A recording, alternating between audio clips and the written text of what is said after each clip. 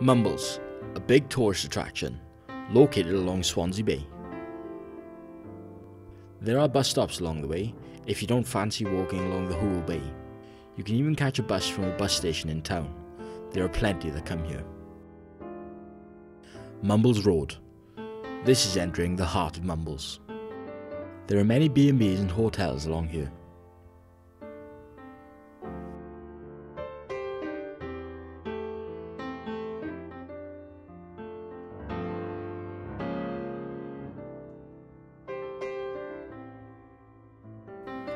Along the road, there are many pubs like the White Rose. Plenty of places to eat, including Joe's, which is usually busy in the sunny weather. Continue up this road and you will come to Oystermouth Castle. In 2010, it underwent a £1 million refurbishment to improve the facilities for tourists.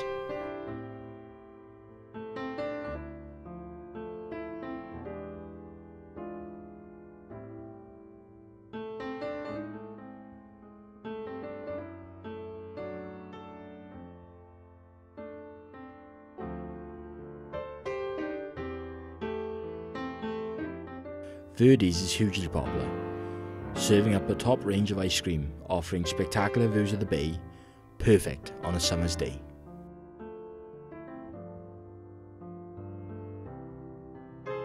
This cafe sells all kinds of meals and do very nice sausage and chips. The amusement arcade is very popular.